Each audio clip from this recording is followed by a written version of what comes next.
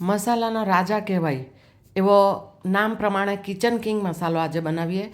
અને આ એક જ મસાલો તમે કોઈ વાનગીમાં ઉમેરશો ને તો તમારી વાનગીનો સ્વાદ અનેક ગણો વધી જશે. તો ચોક્કસ માપ પ્રમાણે આજે આ બનાવીશું. અને આ રીતે તમે ઘરે બનાવો ને તો માર્કેટ કરતાં ઓછી કિંમતમાં અને સારી ગુણવત્તાવાળો બને. તો બનાવવાની શરૂઆત કરીશું. નમસ્કાર, હું કલ્પના અજય નાયક. મારા કિચનમાં આપ સૌનું સ્વાગત છે. સૌથી પહેલાં એક જાડા તળિયાવાળું પાન ગેસ પર મૂક્યું છે. એમાં 4 ટેબલ સ્પૂન આખા ધાણા લઈશું, 1.5 ટેબલ સ્પૂન જીરું, 1.5 ટેબલ સ્પૂન વરિયાળી છે, લખનવી વરિયાળી, 2 ટીસ્પૂન રાઈ લઈએ, 1 ટીસ્પૂન મેથી દાણા અને 1.5 ટેબલ સ્પૂન શાહજીરું લઈશું. 12થી 15 નંગ લવિંગ છે, 3 નંગ જેટલા ચક્રી ફૂલ છે,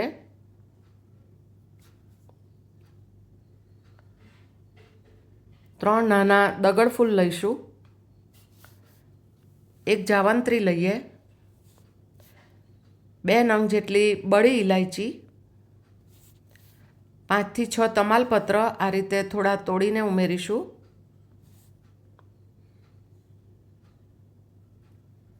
4થી 5 નાની તજની લાકડી લઈએ,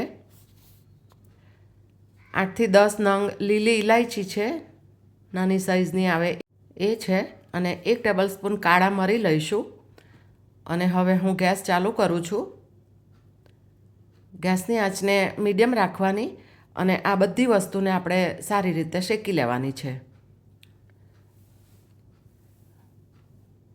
અને અગાઉ કહ્યું એમ કોઈ પણ મસાલા હોય તમે ઘરે બનાવો ને તો આપણી જાણ અનુસાર આપણે સારી ગુણવત્તાવાળા મસાલાની વસ્તુઓ અંદર ઉમેરીએ તો મસાલાની ગુણવત્તા પણ સારી બને.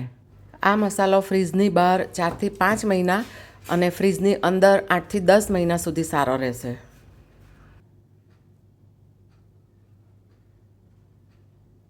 મસાલા શેકાય એટલે એની સરસ સુગંધ આવવા માંડશે. તો જુઓ, સરસ રીતે 3થી 4 મિનિટમાં મસાલા શેકાઈ ગયા છે. તો ગેસ બંધ કરી દીધો છે અને બંધ ગેસમાં 1.5 ટેબલ સ્પૂન જેટલી ખસખસ ઉમેરીશું. પાન ગરમ છે અને અંદરની વસ્તુઓ પણ ગરમ છે એટલે ખસખસ તરત જ શેકાઈ જશે.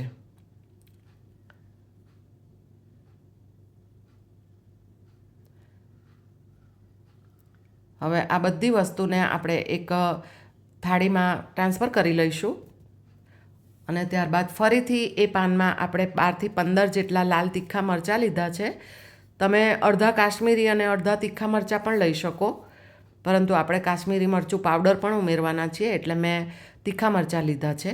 અને મરચાંને પણ શેકી લઈએ. જુઓ, સરસ રીતે શેકાઈ ગયા છે. તો મરચાંને પણ આપણે થાળીમાં ટ્રાન્સફર કરી લઈશું. ત્યારબાદ 2 ટેબલ સ્પૂન જેટલી ચણાની દાળ લીધી છે. સાફ કોટનના કપડાં વડે આ રીતે સારી રીતે એને લૂછી લેવાની. એને પાનમાં લઈશું.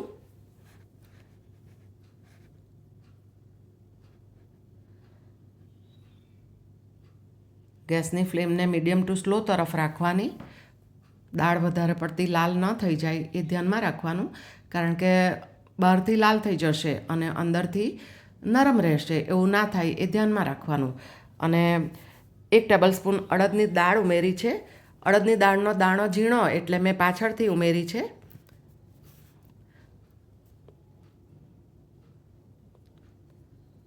અને 1 ટીસ્પૂન થાય એટલી કસૂરી મેથી છે એ ઉમેરી દીધી છે, એટલે થોડી ગરમ પણ થઈ જાય. તો હવે ગેસ બંધ કરી દઈએ.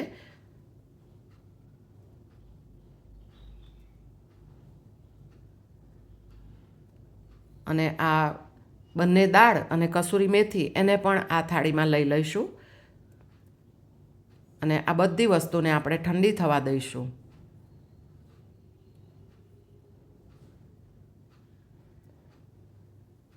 બિલકુલ ઠંડુ થઈ જાય, આ રીતે હાથથી અડી શકાય એ રીતે ઠંડુ થવા દેવાનું. અને ત્યારબાદ એને આપણે મિક્સર જારમાં લઈએ.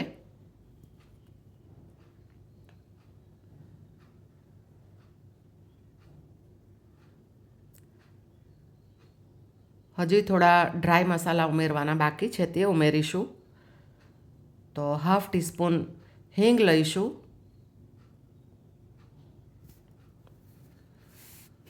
1/4 ટીસ્પૂન જાયફળ પાવડર છે.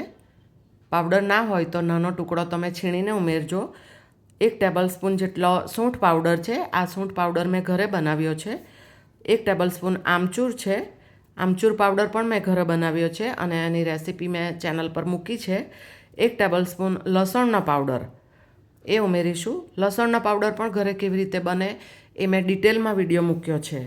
અને 1 ટીસ્પૂન બ્લેક સોલ્ટ લઈશું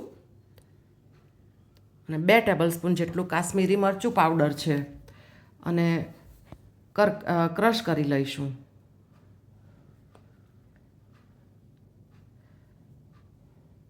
વાવ, જુઓ કેટલો સરસ કલર આવી ગયો અને મસાલાની એટલી સરસ સુગંધ આવે છે મારા ઘરમાં કે ના પૂછો વાત.